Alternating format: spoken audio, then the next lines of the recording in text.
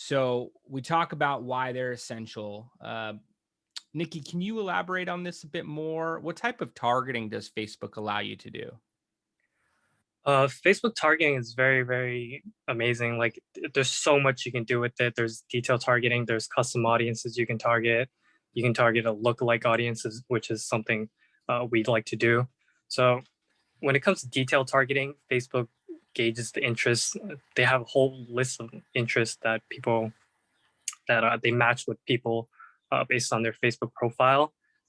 So that's something you can target. Custom audience, like people who have visited your website, people who have clicked on your ad. We can also target these people. And these custom audiences are people who we use to target in our retargeting audiences. So when we run a retargeting campaign, we want to target people, who have clicked on the ad, who have visited our website, so that we can show them the ad more times and get them to convert. Because most people who convert don't convert on the first time they see the ad, right?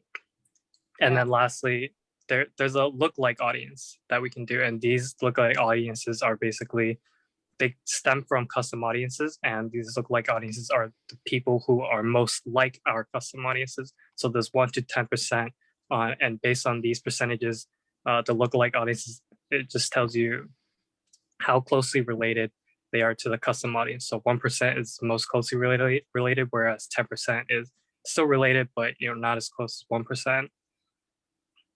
Yeah. And imagine a website approaches you and says, "Hey, we have your target audience. We can run ads to them." Great. Maybe you're getting site-wide impressions. Unless they have a huge volume, they're probably not offering these targeting abilities. Again, I assess media values. This platform allows you to look at the analytics for every ad set you're running, by age, by gender, by geo, by device type.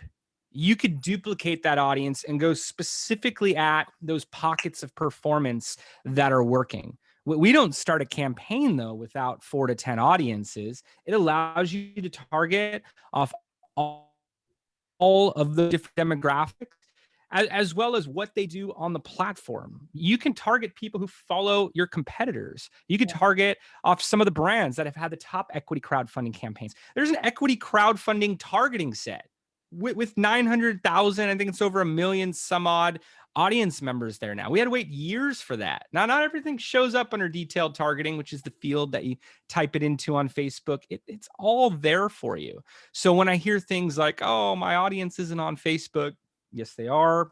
There's over 1 billion daily active users, people who log on each day.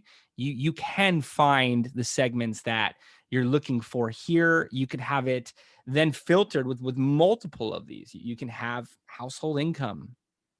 You could have net worth, home value. It's amazing the data that you're able to access directly with Facebook. And it's part of your CPM, the cost per thousand impressions, the rate that you're buying the advertising at. It's all baked in there. You're not paying a separate data vendor like I've had to since the early days. You're not buying an email list and trying to upload it and seeing the match rate, which hopefully you get 70%.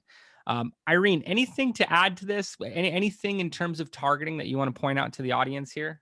Yeah, so I definitely think that, to piggyback of what you said, narrowing it down is so important. I think that, these audiences could be very broad too.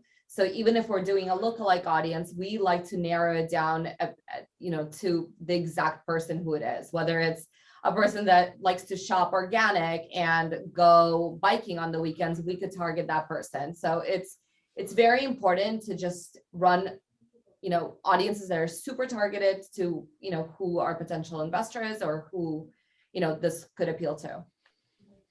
Exactly. And when you look at what to do when your ads are not working, the first thing you need to analyze is audience. Yeah. So I would like you to set it up during the strategy stages, and you wouldn't believe how many groups look to skip strategy.